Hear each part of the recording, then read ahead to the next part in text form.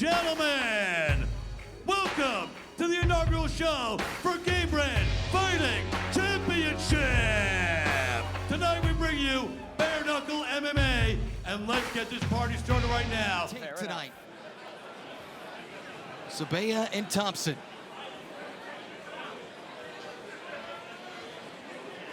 Yeah. Well, whether, you can tell by looking at them, the story here, among other things, is going to be length. And when you've got a wrestling Olympian with the range on the outside, he can keep you away till you push. Then when you push in, he goes to the body lock and you go to the floor. And that will be the plan here, I would assume, from Sebas. 4-inch height advantage for Sebas and the 2-inch reach. And that's exactly it. From the outside, you use the reach, and then you use it to get inside, penetrate in, and get control. 15 pounds over would often be an advantage in this department, but probably not in this scenario. Now, not in the case when you have a guy with over 1,800 career wrestling matches. No, that's not that many. Effortless so on the many. takedown. Effortless on the takedown, and now you got Sebas on top, and he's been training as the ring announcer said with MMA Masters, which means Daniel Valverde's giving him his jiu-jitsu tips, and that guy is an absolute beast in his own right. So I expect Sebas to look pretty good in this area. Yeah, MMA Masters, Colby Covington, Anthony Martin, Ricardo Lamas. Look how chill he is on top. It's time to test the bone here. Yeah, test the strikes. That's what you want to do early if you get the chance in a dominant position, and that's what Sebas is doing. Heavy elbows, just like his last fight in iKON 7. And that one ended quickly. Do we get more of the same tonight? And that's it! 1 minute, 15 seconds into this thing. 1 week ago, it lasted. The breakdown, Robin Black, American Top Team founder Dan Lambert. Fight number 2 of what's 7 on our main card. And there's the first bare knuckle punch in women's MMA history. So cool. Wynn was showing off a few, fake kicks and knees, and Medina just didn't bite. Orthodox stance for both coming out. There was a shot of Medina's eyes as we came in, just laser focused, fully engaged. Wynn coming into the chest. Yeah, when you make a gap like that, it's literally a space for the knee to come straight up. Wynn has reversed this position, but you can see Medina is playing inside with grips. She's gripping her own arm there, left to her right forearm. What's she doing there, Dan?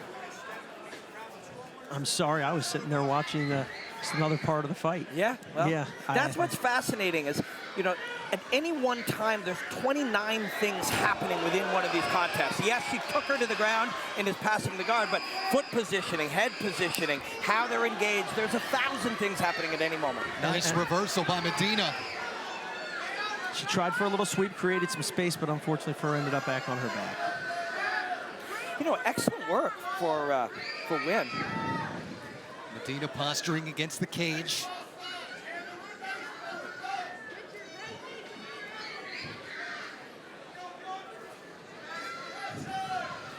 Yeah, using those feet, you can push off quite hard. The frame with the right forearm. Good now elbow. both hands controlling the open hand.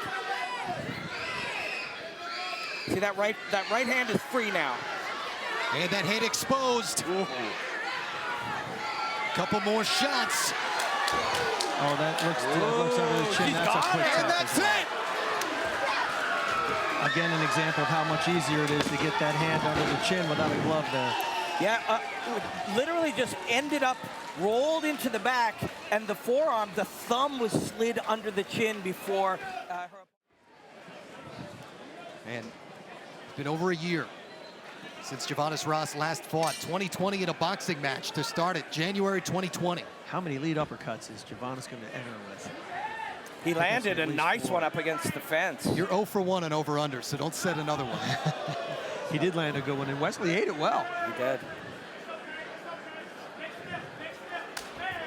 Good body kick. And Wesley gave him the old, yeah, I felt that one. No shame in that. You're in the fight business. This is a fight. You are going to get hit. Missed with the overhand right, did Ross. Yeah, Going for the ground game. Good takedown again, Golden. and just shucks off the attempt to throw the legs up. Goes armbar here, and it's there for him. He's turning the course. And he's got him. Wesley Golden by submission. That was just a really, really smooth armbar, and it was like he knew exactly what he was going to do. Do what you got to do in the opening minute. Drop down, fit in at the thigh, take him down to His MMA training. He's got a 78.5-inch reach, which is very large, right? You don't often get close to matching it, but Johnson's got that freakish 77-inch reach. Of course, Baumann will get some time with John Jones in the gym, so reach will be something he'll understand. This is a catch weight, but that's a middleweight right there. Baumann is a huge middleweight.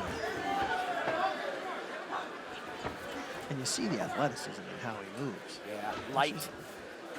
Open hands here. You got to close that hand to throw a punch with it. So there's a moment you know he's not throwing a punch at you with those open hands. You can take a couple of freebies. With the wrestling background, maybe he's looking to keep his range with the kicks and then shoot in when he gets the opportunity. Seen a lot of that out of ATT guys recently, and Bellator in particular. It's a weapon. Yeah. Orthodox stance, both fighters. Baumann, that wrestling background, two-time state champion in Minnesota. Small town kid, Kirkhoven, Minnesota. Oh, I love Big right hand. punches to the body to enter from Big Brandon Johnson, but then Baumann does what you know he can do. And look at the wide spread, and he chooses to go into guard here and settle for a moment. Johnson landed a big right hand in close, and it did not faze Baumann.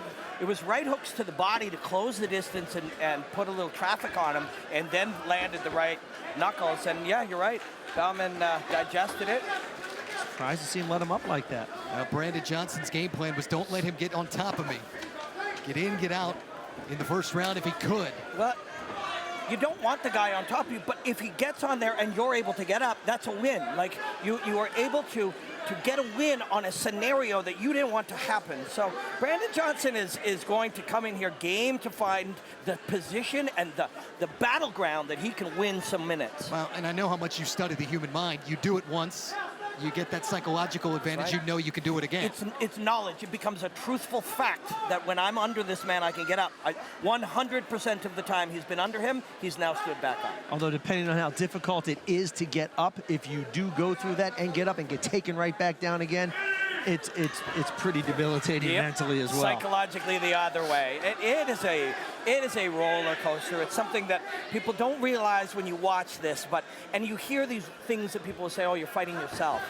Well, almost every moment in it, you'll have questions and doubts. That is the nature of combat. Just about halfway through round one of what's 3 5-minute rounds. Gamebred FC 1. Johnson, this guy was made to fight. He's in his 40s, and look how comfortable he is here. It's one of the beautiful things about tonight that we're seeing. Left himself exposed. Speaking of beautiful, those two touches knee were as well. so nice. Yeah, got the mid-knee. And the combination, throwing bombs and stunned him down to the ground. Joel Baumann, King Bao, crown him tonight. Ooh. Johnson did not like that, and you know it's because of his heart and his guts. So he was clear-minded, but he flopped down, his head, boggled. Instincts are trained, they're programmed. Almost like a computer. Exactly.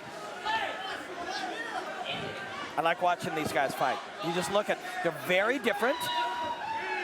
Small teep there for Weaver.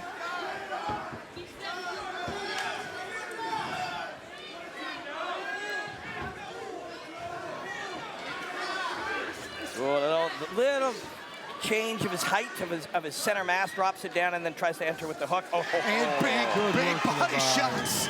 And you just prior to those body shots, you saw some fatigue starting to set in, and that's certainly going to hasten that process.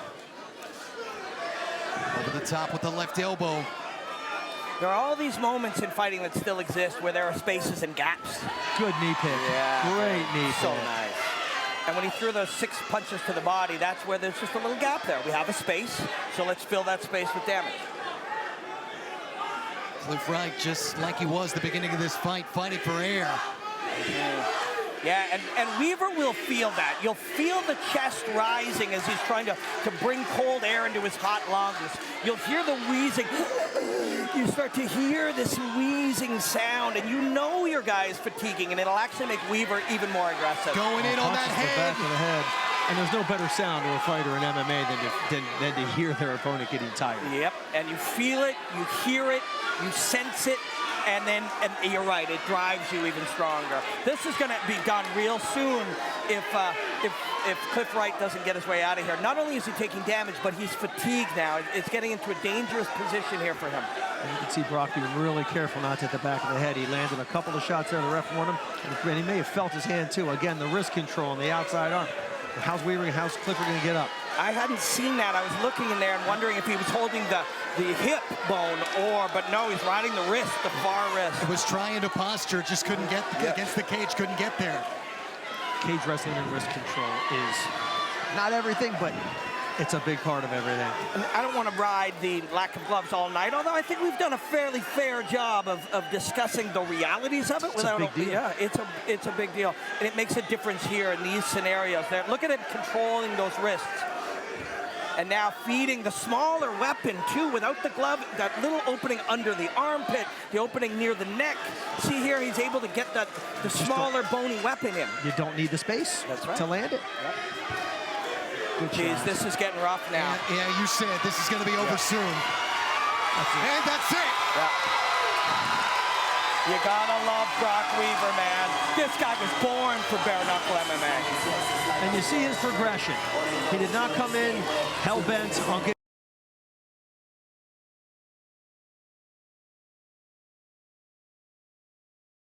Frederick Griswold laying it all out for our main event tonight. Let's rock and roll indeed. The first one as we make history tonight. Gamebred FC 1, Knight versus Bennett. Let's go. Unorthodox, unpredictable. You can use whatever word in the English language you like, but Big shot. Busted the nose. How about good timing for a word or two? We said it earlier, all combat is rooted in deception. Art of War, Sun Tzu. And look at the deception of the game of Charles here. He landed another shot. And he's on top, inside control, and then backs out. That nose is affected. Knight missing on the kick attempt. Man, his face is really compromised by that shot. And it came low. See, Charles's hands are low, so the punch will come from underneath the peripheral. That's why it landed so sharply and so surprisingly. If you ask Jason about all the ways this fight could have gone, that's not how he thought it would begin. Here's where Jason's going to have his big advantage. Look at the positioning of his feet. Using those, and then reaching back to the leg and now controlling the arm. His feet, he's using them to move his own body here. And he needs that anchor desperately because he's getting a little dangerously high. Yeah, if he slides off, he might attack the arm, but yeah, better to slide back lower on the spine. Yes, Dan? Yes, absolutely. Now he's triangling it, so he's pretty secure, and he'll start working from the neck probably. And maybe even there's a knee bar that you can set up here. It's just so difficult to give up a top position and so risky. Yeah. But from this position, we can reach down to that knee, keep that body triangle. Here he's doing it with the arm instead. Same concept. Keep the body triangle. Now under the neck, I believe. Slipped out. Palm to palm.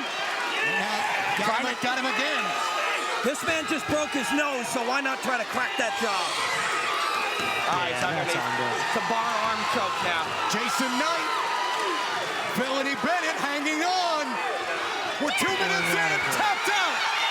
Good night. I guess it's not how you start, it's how you finish. Yeah.